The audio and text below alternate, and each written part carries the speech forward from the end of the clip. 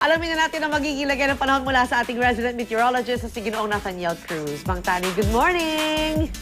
I am ready!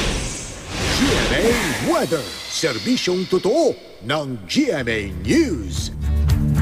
Good morning, Lynn, at good morning po mga kapuso. Magandang panahon pa rin ang inaasahan sa malaking bahagi ng bansa ngayong araw ayon sa Pag-asa. Easterlies na lang nakaka-apekto dyan po sa Luzon at Visayas at base sa datos ng The Weather Company, may mahinang ulan na maaaring maranasan sa ilang lugar dito sa Luzon tulad dyan sa may Baler, Tugigaraw hanggang dyan sa may Bicol. Pero asahan ng maaliwala sa panahon gaya na lang dyan sa may Northern Luzon at sa may Maropa region. At sa Metro Manila, mataas ang tsansa ng pag-ulan pagdating ng hapon hanggang gabi. At yung pong ating init factor mga kapuso, posibleng umabot ng 38 degrees Celsius. Kaya I am ready sa maaliwalas o maalinsangang panahon. At magiging maaliwalas din ang panahon sa mga susunod na araw. May mga mahinang pag-ulan sa Sabado, sa Lunes, pero sa Linggo po maganda ang lagay ng panahon. At sa Visayas, magiging hanggang maulap sa ilang lugar. Magkakaroon din ng mahihinang pag-ulan, lalong-lalo na dito sa may eastern section, Catarman, Tacloban, hanggang dyan sa may Maasin. Magandang panahon din ang inaasahan sa malaking bahagi ng Mindanao, pero may mga pag-ulan dyan sa Zamboanga Peninsula hanggang dito sa may Soxargen region.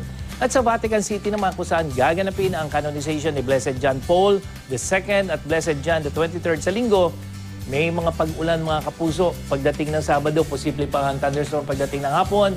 At Linggo at Lunes, maulap ang papawirin na may mga mahinang pag-ulan. So, Mang Tani, kailangan sabihin natin sila Maris, magdala sila ng payong. Pero Mang Tani, kamusta naman kaya magiging lagay ng panahon sa bansa sa weekend? Lynn, dahil wala tayong nakikitang sama ng panahon na maaaring makaapekto dito sa ating panahon sa darating na Sabado at Linggo, may mga mahihinang pag-ulan, isolated rain showers, yung nakikita natin mga dilaw, posibleng katamtamang pag-ulan yan, pero dulot yan ng thunderstorm. Dito sa may Eastern Visayas, dito sa may Northern Luzon, hanggang dyan sa Mindanao, yan yung mga lugar na posibleng makaranas ng mga pag-ulan pagdating ng hapon o kaya gabi. Pero sa ibang panig ng ating bansa, maganda ang magiging lagay ng panahon sa darating na weekend.